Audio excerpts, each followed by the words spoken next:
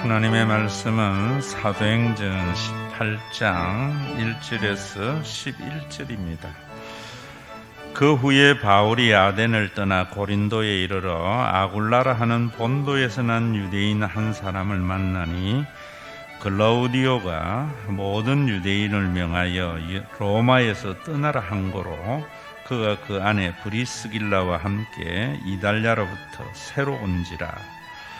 바울이 그들에게 가매 생업이 같으므로 함께 살며 일을 하니 그 생업은 천막을 만드는 것이더라. 안식일마다 바울이 회당에서 강론하고 유대인과 헬라인을 권면하니라.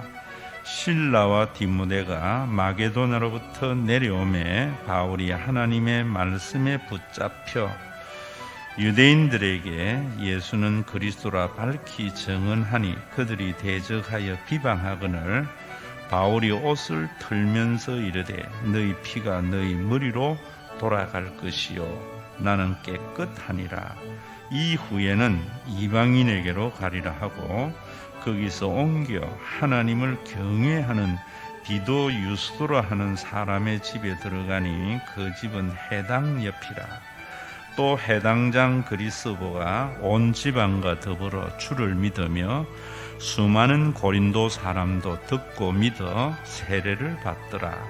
밤에 주께서 환상 가운데 바울에게 말씀하시되 두려워하지 말며 침묵하지 말고 말하라. 내가 너와 함께 있음에 어떤 사람도 너를 대적하여 해롭게 할 자가 없을 것이니 이는 이 성중에 내 백성이 많음이라 하시더라.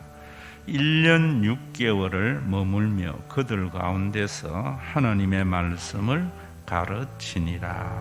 아멘. 우리 한국의 교인들은 종교 생활을 참 잘합니다. 열심히 주일 성수도 하고 또 11조 생활도 하고 봉사도 합니다. 신앙생활을 잘하는가에 대한 퀘션은 있습니다. 신앙생활은 뭔가 말씀을 따라 사는 겁니다.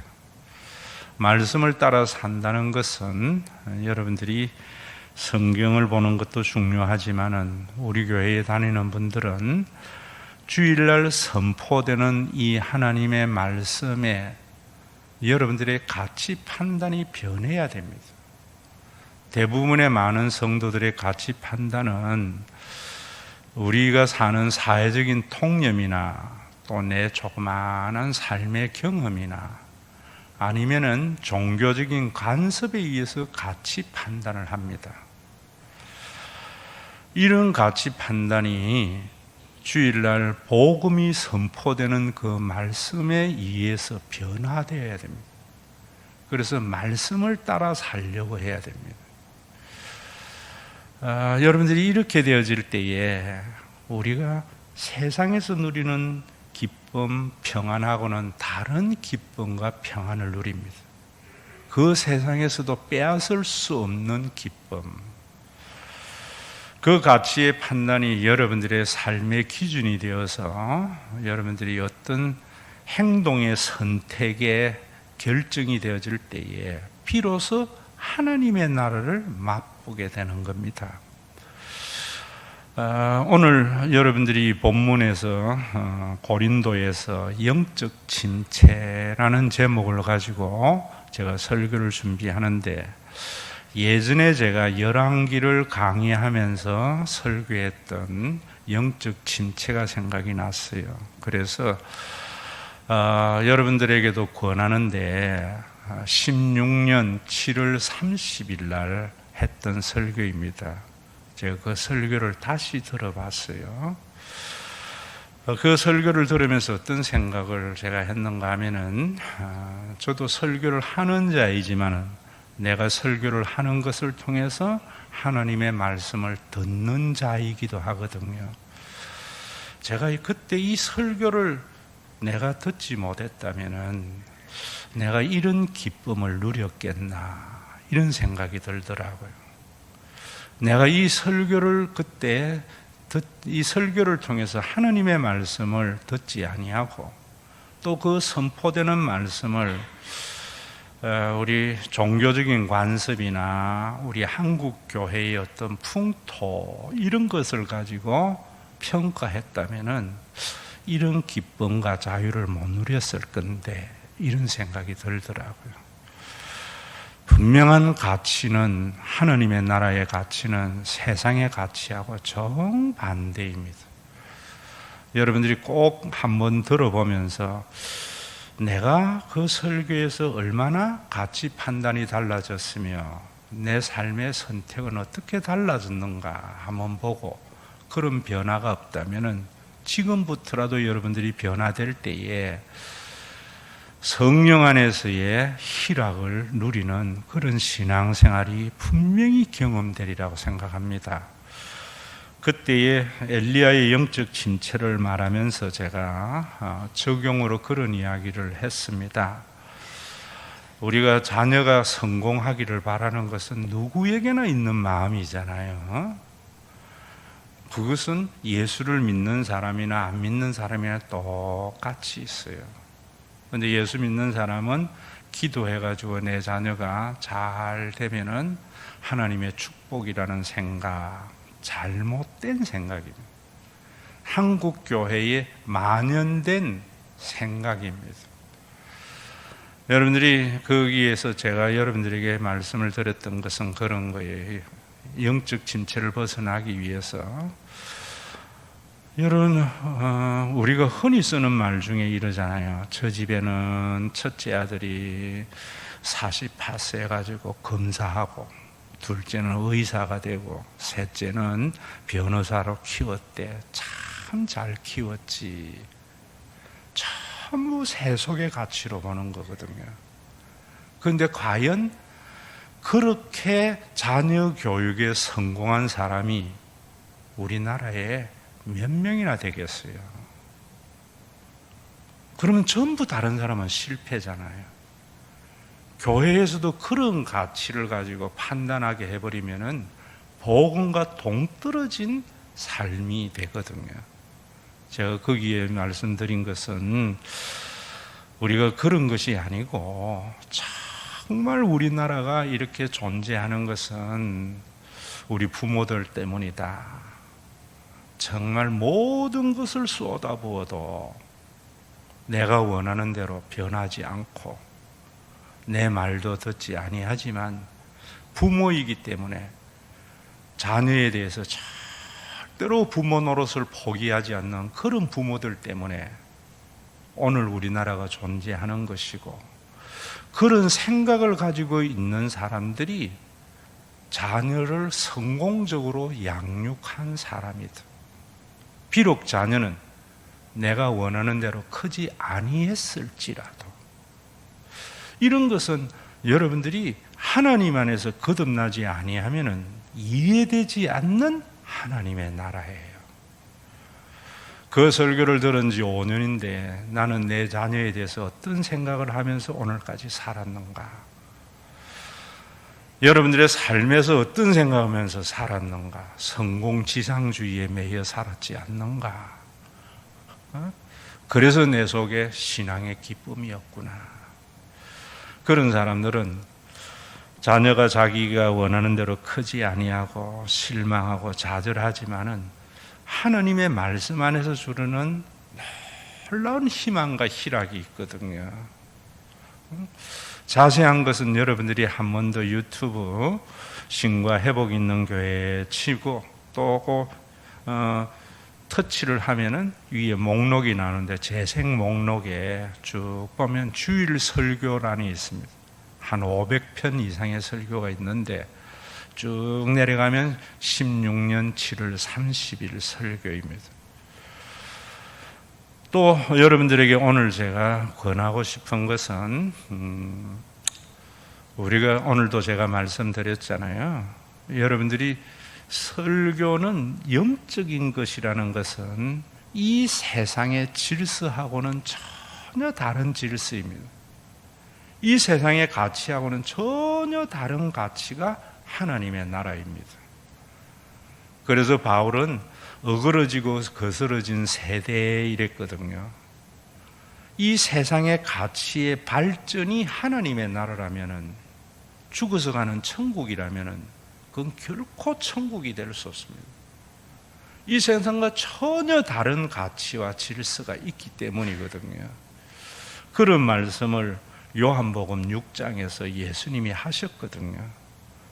여러분들이 이 설교가 여러분들의 삶에 더 영향을 주고 풍성해지려면은 이 설교 시간에만 말씀을 듣는 것이 아니고 이번 한 주간에 요한복음 6장을 한번 읽어보세요. 읽어보면은 여러분들이 틀림없이 반응이 무슨 말인지 모르겠다 이럴 겁니다. 그러면은 16년 6월 22일, 29일, 7월 5일 날 제가 요한복음 6장을 3번에 걸쳐서 강의를 했는데 들어보시고 그래도 모르겠다면은 저에게 질문을 하셔야 됩니다. 그 내용인즉슨 오병이어의 사건을 일어나고 났을 때 많은 사람들이 예수님을 추종해 왔습니다. 그런 그들에게 예수님이 뭐라는가 하면은 너희가 나를 따르는 것은 표적을 본 까닭이 아니고 너희 배부른 영혼이라. 이 말의 의미도 아셔야 됩니다. 모세가 주는 만나는 먹고 죽었지만 내가 주는 생명의 떡은 영원히 줄이지 아니하리라 이런다고요. 그러니까 유대인들이 그런 떡이 있다면 우리에게 주어 먹게 하소서 이럴 때 예수님이 인자의 살과 피를 먹지 아니하면은 먹어야 된다고 하니까 이 사람들이 이 사람의 말은 참 어렵구나 이런 거 설명 다 해놨습니다.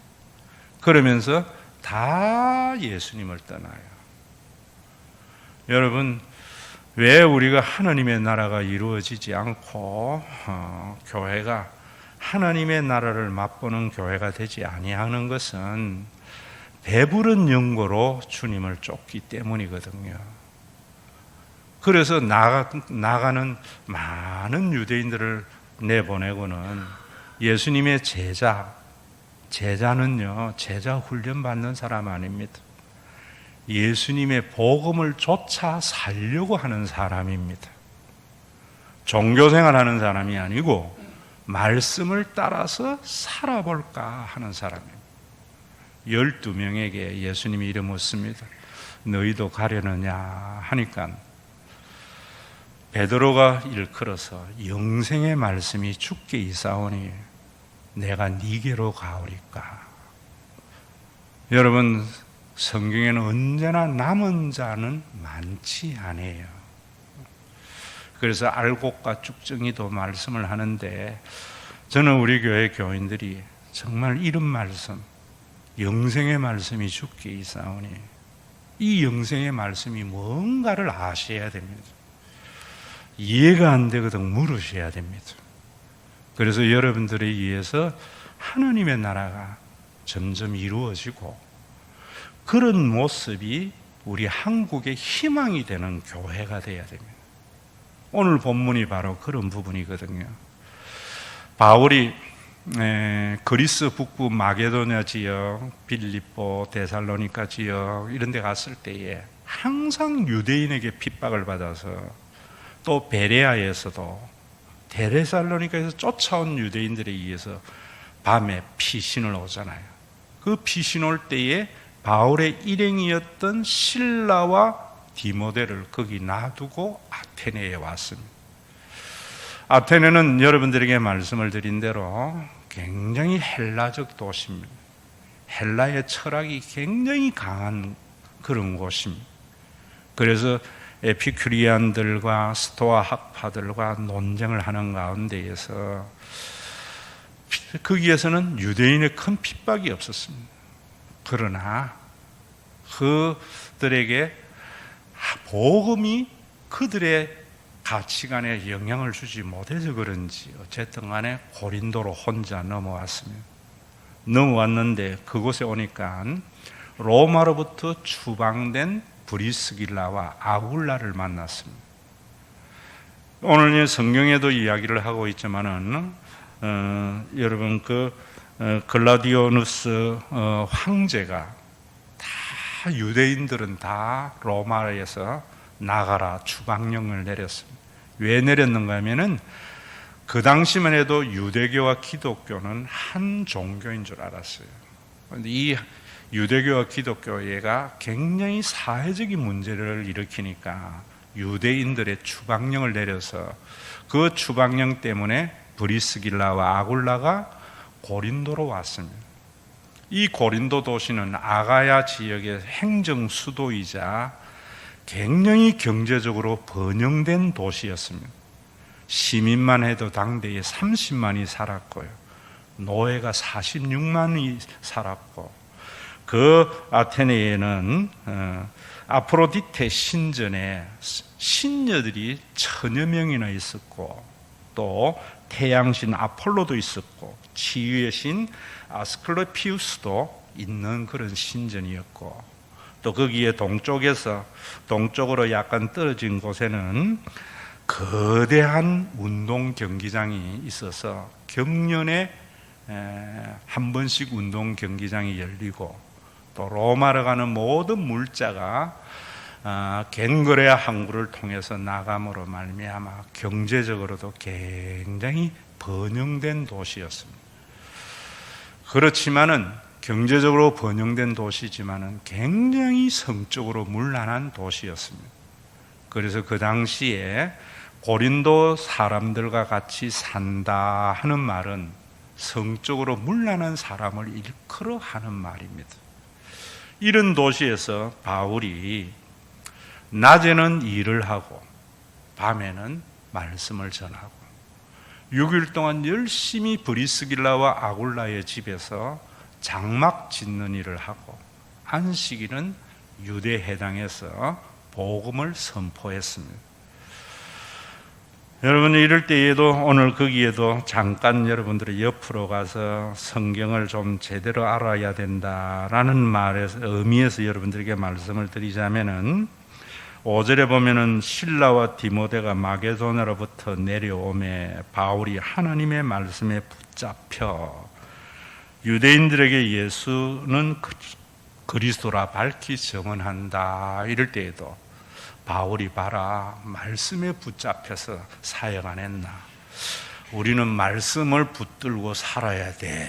이러면서 자기가 원하는 요절을 붙들고 모든 것을 살아가는 것. 또 성령이 역사하면 말씀이 사로잡아.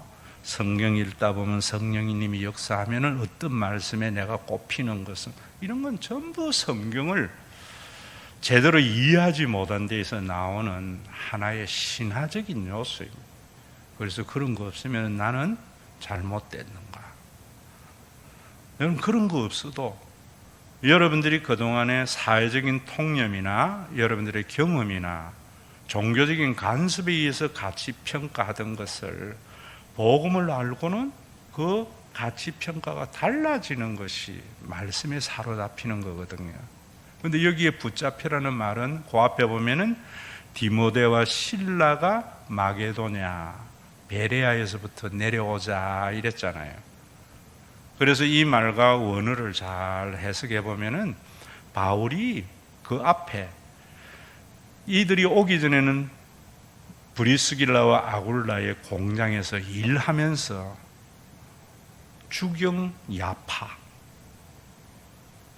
밤에는 낮에는 일을 하고 밤에는 말씀을 전파하는 일을 했는데, 이들이 내려오면서 선교비도 가져왔고 또 이들이 살아가는 삶에 함께 생업에 도움이 되니까 바울이 그때부터 말씀을 전파하는 일에만 전념했다, 이런 말입니다.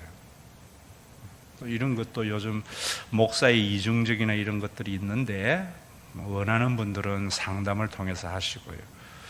그러면서 여러분들이 그 뒤에 또 보면은 바울이 그렇게 전했는데 유대인들이 대적하여 비방했다 이래요. 이럴 때에도 이 대적하고 비방도 유대인들이 뭐로 가지고 했어요? 그들이 가지고 있는 종교적인 전통, 제도, 간섭을 가지고 바울의 복음을 비방했던 거예요.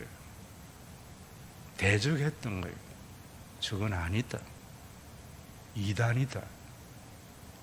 이런 그들에게 바울이 뭐라는가 하면 옷을 털면서 이런 말을 해요. 옷을 털면서 이르되 너희 피가 너희 머리로 돌아갈 것이요 나는 깨끗하니라. 이후에는 이방인에게로 가리라. 이때부터 이제 유대인에게서 떠나서 이방인에게로 간다고요. 그럴 때에도 바울이 왜 옷을 털면서 거기에 너희 피가 너희 머리에게로 돌아가리라고 했는가 하는 것도 아셔야 되거든요. 이런 당대의 간섭이나 이런 말은 에스겔서 3장을 봐야 되고 느헤미야 4장을 봐야 돼요. 에스겔서 3장과 느헤미야 4장에는 이스라엘 백성들이 바벨론 포로로 잡혀가고 또 바로로 잡혀가서 돌아왔을 때 그들의 모든 삶의 가치는 바벨론적이었던 것이거든요. 성경에 의해서 율법에 의해서 사는 삶을 살지 않았던 그들이거든요. 왜? 여러분 포로로 잡혀가서 나 혼자 말씀대로 산다고 해서 세상이 변하나? 그렇지 않지. 하고 자기 주장대로 살아가는 그들에게 하나님이 에스겔 선지자를 통해서 느헤미야를 통해서 하는 이야기가 뭔가 하면은 그들에게 말씀으로 깨우쳐라, 선포해라. 그런데 그들이 그 말을 듣지 아니하면은 그들의 죄값은 그들이 받을 것이고, 만약에 네가 복음을 가지고 그들이 잘못 사는 것을 선포하지 아니하면은 그들은 그들의 죄 때문에 멸망을 당하는데 그 핏값을 내가 너에게 묻겠다, 이런 말입니다. 그런데 선포했는데 안 들으면은 그들은 죄값으로 인하여 멸망을 당하지만 너는 깨끗하리라. 그리고 또 이 느헤미야에 와서는 똑같은, 그저 돌아와서 돈만 벌려고 이자놀이하는 유대인들에게, 여러분 이자놀이는 성경에서 굉장히 죄악이라 그러거든요. 지금도 우리나라 사람들 중에 태극기, 옛날에 강화문 부대들이, 나는 성조기 들고 태극기 드는 거는 이해가 되는데 이스라엘기 드는 거는 정말 이해가 안 돼요. 이스라엘은 기독교의 큰 집이 아닙니다. 예수를 십자가에 죽인 자들이고, 봐라 하나님 믿으니까 이스라엘이 잘 됐다. 아닙니다, 여러분. 지금의 이스라엘 가보세요. 완전히 성경과는 다른 그런 빈부의 격차가 엄청 심하고요. 동성연애가 만연되어져 있고요. 이 사람들은 뭐합니까? 전부 돈놀이 해가지고 부자가 되는, 완전히 성경에서부터 동떨어진 그런 민족이거든요. 그런 그들에게 느헤미야가 돈놀이하는 그들에게 이자 받지 마라 라고 말을 하면서 아멘 해놔놓고 나중에 이들이 바뀌는데요. 느헤미야가 옷을 털면서 하는 이야기가 그 이야기예요. 너희가 이 말씀대로 살지 아니하고 형제에게 돈놀이나 하고 살면은 하나님께서 네 집을 옷에 먼지 털듯이 털어버리리라, 이런 말입니다. 오늘도 여러분들이 우리가 복음을 선포하는 데에 받지 아니하면은 망한다 이러면 되지 않아요. 그 말을 무슨 말이냐면, 제가 여러분들에게 복음을 선포할 때에 여러분들의 종교적인 간섭이나 사회적인 통념이나 여러분들의 조그마한 경험에 의한 가치 판단을 가지고 복음을 평가하지 말고요, 복음을 가지고 그것을 평가하지 아니하면은 여러분들은 죄 가운데 이미 심판을 받고 사는 거예요. 열왕기상 19장을 가지고 여러분들에게 말씀을 드리면은 하나님의 은혜 가운데 내가 부모가 된 것에 대한 감사, 내 자녀는 내가 원하는 대로 크지 않는데도 내가 부모 노릇을 결코 포기하지 않으면서 자녀의 양육에 기쁨을 누리는 이런 삶이 있는데도 첫째 아들은 검사 되고, 둘째 아들은 의사 되고, 셋째 아들은 변호사 되는 것을 저 집은 자녀 잘 길렀고 성공적으로 길렀다고 하는 사회적인 통념의 가치관을 가지고 살면은 불행한 거지요. 변화되지 않는 환경 속에서 예수를 믿으면서도 하나님의 나라를 맛보지 못하고 이미 받은 심판 속에 사는 거예요. 그런 것이. 이런 부분들을 받아들이지 아니하는 것을 지금 바울이 받아들이지 않았기 때문에 이방인으로 가는 것을, 이제 하나님의 구원이 유대교를 넘어서 이방인 이래버리면은 세대주의 비슷하고 민족주의적인 종교로 흘러버린다고요. 그런데 거기에 갔을 때에 오늘 여러분이 이제부터 정말 중요한 행간을 아셔야 돼요. 거기서 옮겨서 하나님을 경외하는 디도 유서도, 하나님을 경외하는 자는 굉장히 하나님을 이루는 것이 아니고 이방인 중에 여호와 신앙을 가진 자 이랬지요. 그래서 유수도라는 이름은 굉장히 헬라 냄새가 많은 이름입니다. 우리 아들이 제가 여권에는 데니엘 해놨거든요. 한국 이름으로는 대열. 그러니까 어디 뭐 외국에 살다 왔느냐 이런 이야기를 여권을 보는 사람마다 한다는데, 바로 그러니 유수도에게는 데니엘과 같은 이런 냄새가 있는 이름입니다. 그 유수도가 영접을 한 거예요. 또 해당장 그리스도가 영접을 하고 온 집안이 예수를 믿고, 고린도에 있는 수많은 사람들도 예수를 주로 믿으면서 세례를 받은 거예요. 이럴 때에도 바로 하나님께서 이제는 유대교에서 이방인에게로 구원의 추가 옮겨져가, 정말 성경을 잘 모르고 행간을 모르고 하는 소리. 봐라, 유럽이 예수 믿어서 저래 잘 살았다가 그 예수가 아메리카로 건너서 아시아 한국으로 왔어. 전부 만들어내는 신화입니다. 그러다가 이게 결국 팔레스타인 이스라엘로 돌아갈 때에 예수님이 재림하셔. 여러분, 성경을 정말 잘 이해해야 돼요. 이 말씀이 뭐냐면 바로 이런 부분이에요. 이방인들에게 가서 성공적인 목회가 일어났어요, 바울에게. 그런데 바울은 참 마음이 아팠어요. 왜 아팠는가 하면은 자기가 거듭나서 이방인과 유대인에게는 다 하나님의 아들이라고 하고, 하나님은 유대인의 하나님만이냐 이방인의 하나님은 아니냐 이랬지만은, 육을 가지고 있는 자기에게 혈연적 유대인에 대한 연민과 사랑은 본능이거든요. 여러분들이 아셔야 됩니다. 제가 여러분들에게 예수님을 믿으면은 다른 사람의 자녀도 내 자녀같이 여긴다라고 할 때에 혈연의 자녀에 대한 본능적인 끌림을 부정하면 안 돼요. 그럼 이단이 돼버려요. 이미 하나님의 나라가 임한 것과 같은. 바울에게 그 아픔이 있었단 말이에요.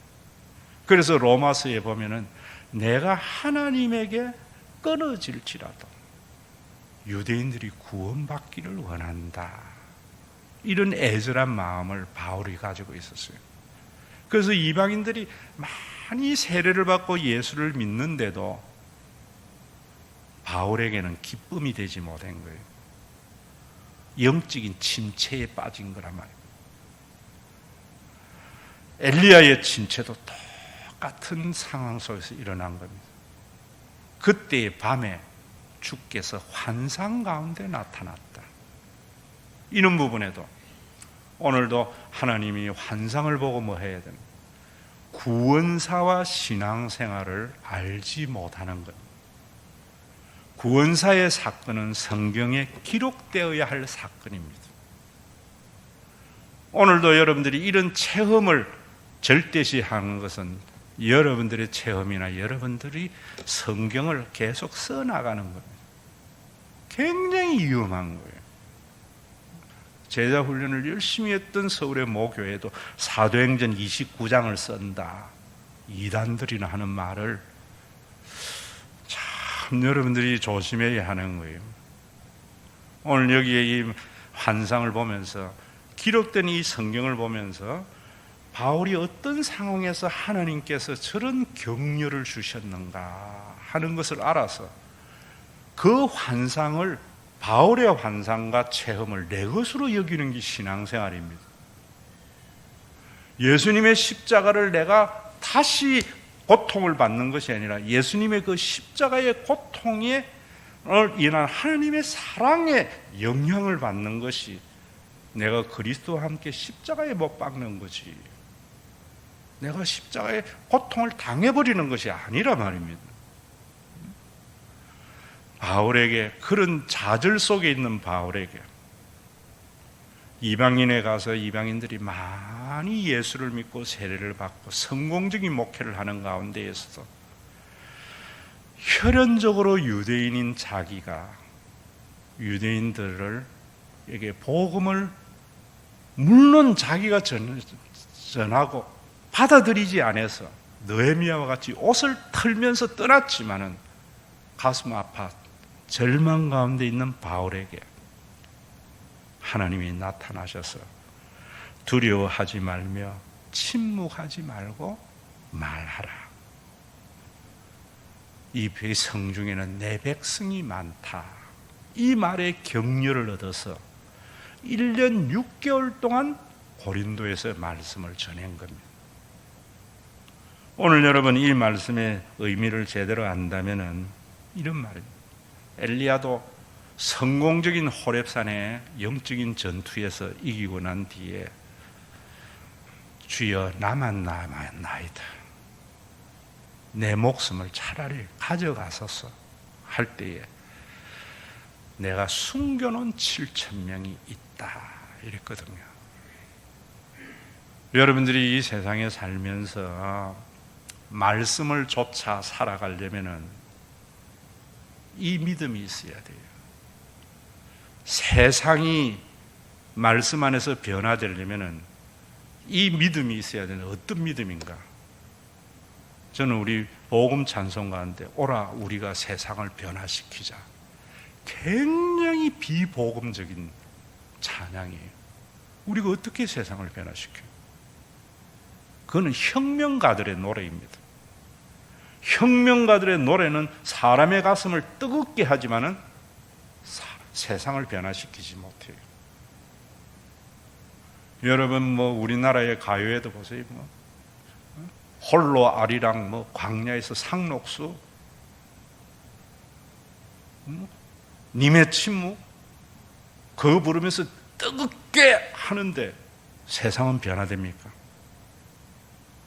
자기네들이 정권을 잡을 때에 자기네들이 개혁의 대상이 되어져 버리는 것이 우리의 역사 아닙니까? 교회도 마찬가지입니다. 우리가 세상을 변화시키자. 여러분 우리나라, 우리 교회 이렇게 합시다. 우리 교회는 이러면 안 돼. 혁명가입니다. 재개발합니다. 모택동입니다. 그가 비록 하나님의 말씀을 빙자해서 사람들의 가슴을 뜨겁게 하고 선동할지라도 왜 하나님께서 이렇게 하셨는가? 바울에게 두려워하지 말고 침묵하지 말고 말하라. 결과에 연연하지 말라. 그 말씀을 보면서 자신이 변화되는 것, 이게 개혁입니다. 교회에 보세요. 우리나라에도 보세요. 우리나라가 이래서 안 된다고 하는 것이 얼마나 농객들의 말이 있는데 정작 자기는 변화되지 않잖아요. 왜? 나 혼자 그래 산다고 세상이 변하냐? 이게 자기의입니다. 나 혼자 변화되어서 이 길을 걸어가다 보면은 언젠가는 주님이 변화시킬 거야. 이게 은혜 아래의 삶이고 개혁자들이 걸어가야 할 삶입니다. 결과가 눈에 보이지 아니할지라도 하나님의 살아계심을 믿고 모든 사람이 걸어가는 그 길에 반대의 길을 걸어가는 사람. 목사님, 나는 자녀 잘 키워서 판사, 검사, 변호사, 의사 만들고 그래서 기도하고 그래 할 겁니다.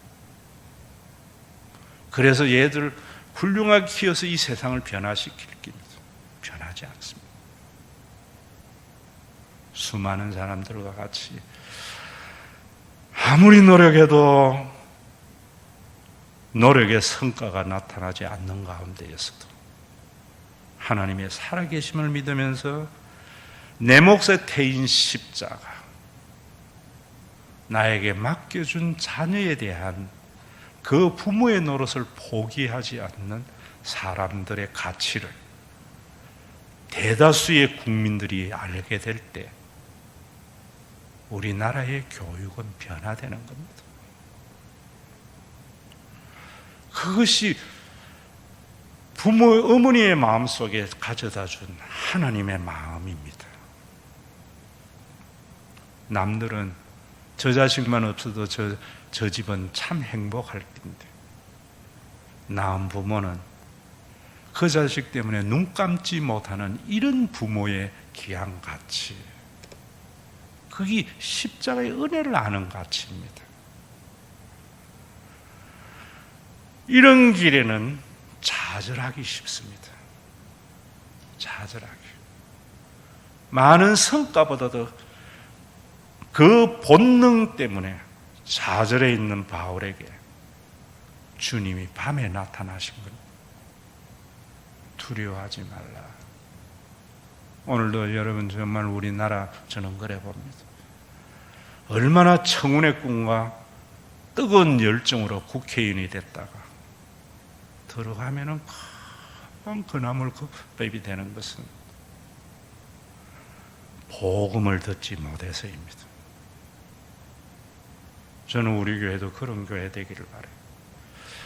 제가 여러분 열왕기 19장에 강의할 때에 제 목회의 여러 변화와 심정을 말해놓고 있는데, 목사가 제일 힘든 게 뭐냐면 내가 이렇게 설교했는데 못 알아들어? 계란으로 바위를 깨는 것과 같은 절망감이 한 번씩 옵니다. 그게 엘리야의 절망감이고 바울의 절망감. 어디에서 기인되는가? 자기 의라는 거죠. 내가 했다는 거죠. 성경은 내가 교인들을 변화시키는 것이 아니라 그 복음 안에 나 하나 변화되면 하나님이 하게 하실 거야. 그게 2040의 비전입니다. 제가 여러분들에게도 말씀드리잖아요.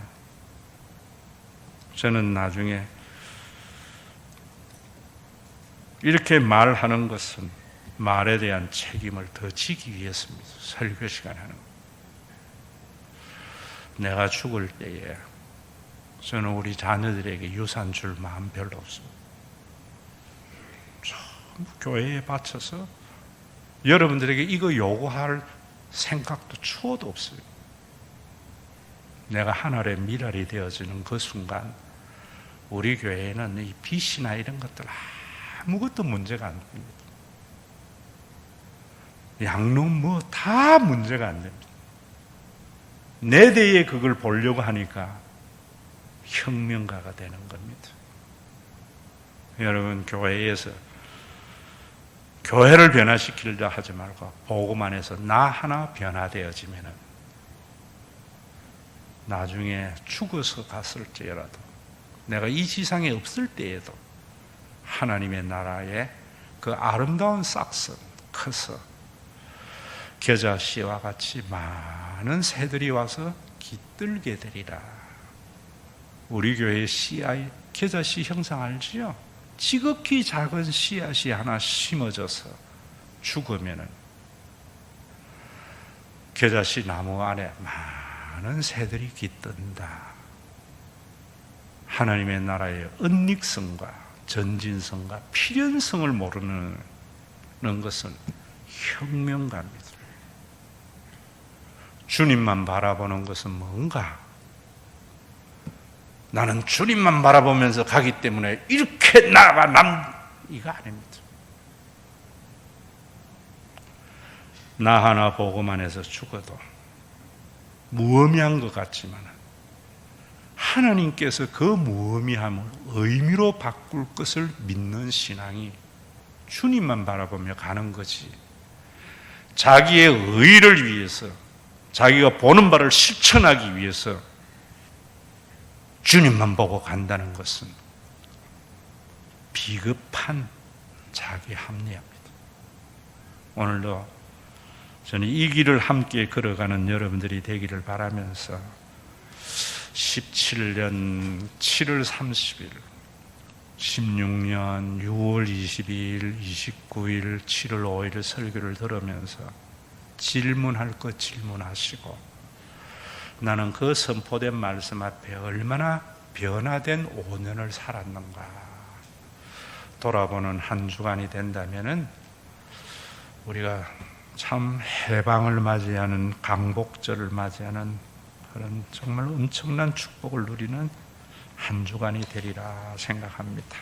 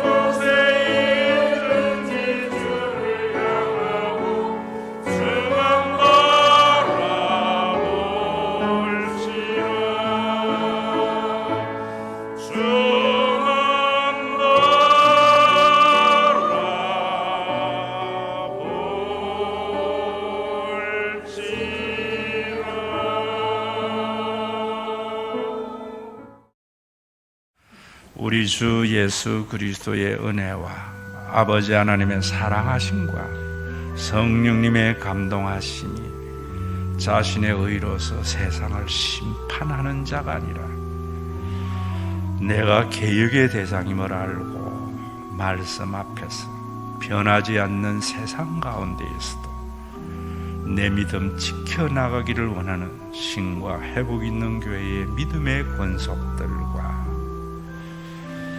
세상 어디에도 누리지 못하는 평안을 교회를 통하여 누리도록 선물로 주신 주님의 몸된 신과 회복 있는 교회 위에 온전한 하나님의 나라가 이루어지는 재림의 그날까지 함께 있을지어다.